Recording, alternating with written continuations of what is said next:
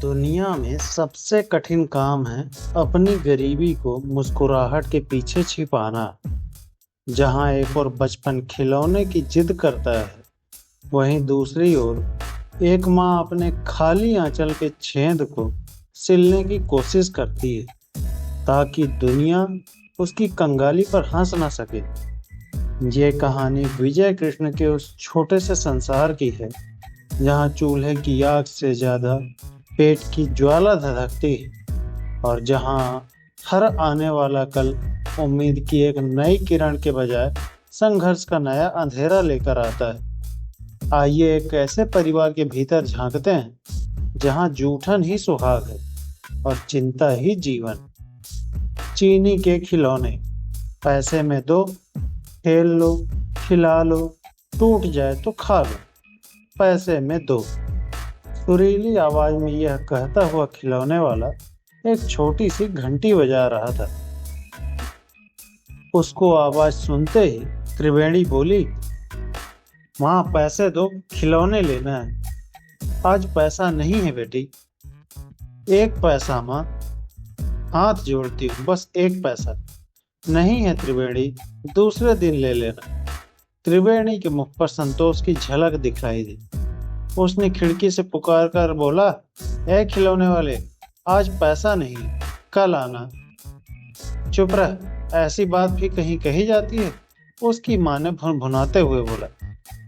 3 वर्ष की त्रिवेणी में समझ में न आया, किंतु उसकी माँ अपने जीवन के अभाव का पर्दा दुनिया के सामने खोलने से हिचकती थी।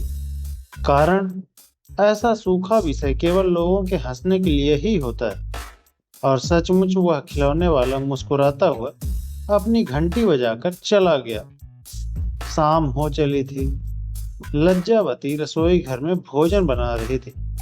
दफ्तर से उसके पति के लौटने का समय था। आज घर में कोई तरकारी न थी, पैसे भी नहीं थे। विजय कृष्ण को सूखा भोजन ही मिलेगा। लज्जा रोटी बना रही थी और त्रिवेणी अपने बाबूजी की प्रतीक्षा कर रही थी। माँ, बड़ी तेज भूख लगी। कातर वाणी में त्रिवेणी ने बोला। बाबूजी को आने दो, उन्हीं के साथ भोजन करना, आते ही होंगे। लज्जा ने समझाते हुए बोला। कारण, एक ही थाली में त्रिवेणी और विजय कृष्ण हमेशा बैठकर नित्य भोजन करते थे। उन दोनों के भोजन कर लेने के बाद उसी थाली लज्जावती टुकड़ों पर जीने वाले अपने पेट की ज्वाला को शांत करती थी। जूठन ही उसका सुहाग था। लज्जावती ने दीपक जलाया। त्रिवेणी ने आंख बंद करके दीपक को नमस्कार किया, क्योंकि उसकी माता ने प्रतिदिन उसे ऐसा करना सिखाया था। खैर, द्वार पर खटका हुआ। विजय दिन भर का थका लौटा था। त्रिवेणी ने उछलते हुए कहा, माँ, बाबूजी आ गए। विजय कमरे के कोने में अपना पुराना छाता रखकर खूंटी पर कुर्ता और टोपी टांग रहा था। लज्जा ने पूछा, महीने का वेतन मिला क्या? नहीं मिला, कल बटेगा। साहब ने बिल पास कर दिया है, हताश स्वर में विजय कृष्ण ने बोला। लज्जावती चिंतित भाव से थाली परोसने लगी। भोजन करते समय सूखी रोटी और दाल की कटोरी की ओर देखकर विजय न जाने क्या सोच रहा था। सोचने दो, क्योंकि चिंता ही दरिद्रों का जीवन और आशा ही उनका प्राण। किसी तरह दिन कट रहे थे। रात्रि का समय था। त्रिवेणी सो गई थी। लज्जा बैठी हुई थी। देखता हूँ, इस नौकरी का भी कोई ठिकाना नहीं। गंभीर आकृति बनाए हुए विजय कृष्ण ने बोला। क्यों, क्या कोई नई बात है? लज्जावती ने अपनी झुकी हुई आंखें ऊपर उठाकर एक बार विजय की ओर देखते हुए बोला। बड़ा साहब मुझसे खुश नहीं रहता। मेरे प्रति उसकी आंखें सदैव चढ़ी रहती। क्यों, क्या हो गया? हो सकता है मेरी निरीहता ही इसका कारण हो। लज्जा चुप थी। 15 रुपए मासिक पर दिन भर परिश्रम करना पड़ता है।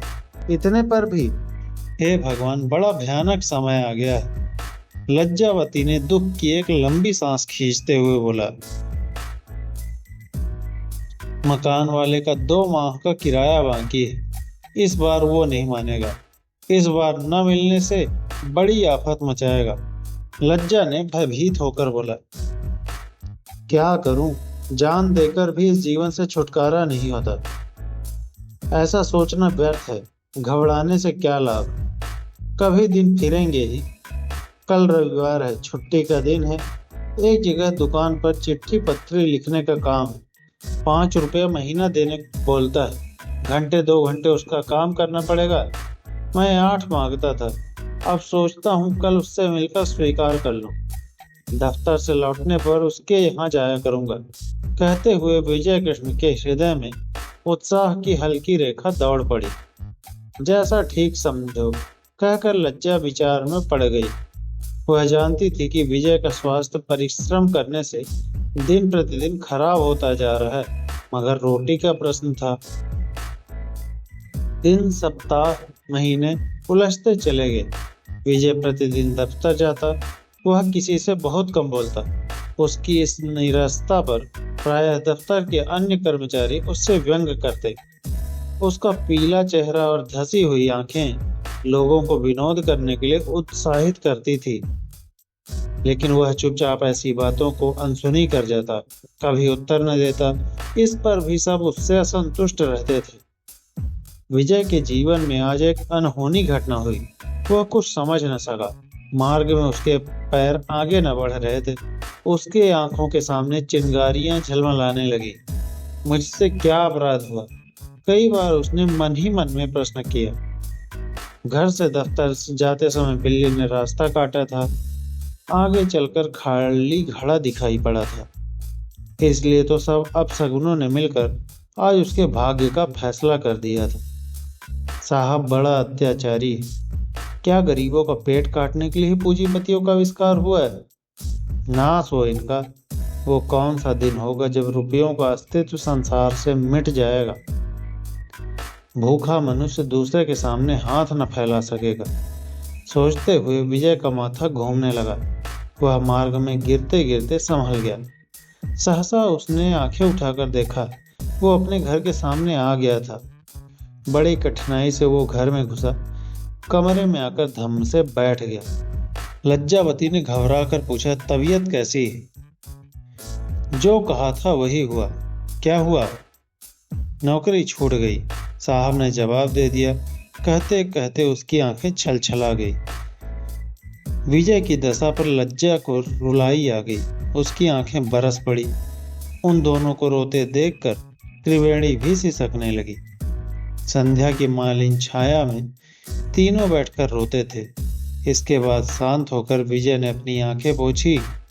लज्जावती ने अपनी और त्रिवेणी की, क्योंकि संसार में एक और बड़ी शक्ति है जो इन सब शासन करने वाले चीजों से कहीं ऊंची है, जिसके भरोसे बैठा हुआ मनुष्य आंख फाड़कर अपने भाग्य की रेखा को देखा करता है। साथियों, यह कहानी है विधाता विनोद शंकर व्यास जी की लिखी हुई है, जिसमें उन्होंने एक गरीब को क्या क्या कठिनाइयों का सामना करना पड़ता है वो हृदय से निकालकर सामने रख दिया। और उसका पहला और आखिरी भरोसा एक ही होता है, विधाता यानी भगवान। जल्द मिलूंगा अगली कहानी लेकर। नमस्कार। जय राम जी की।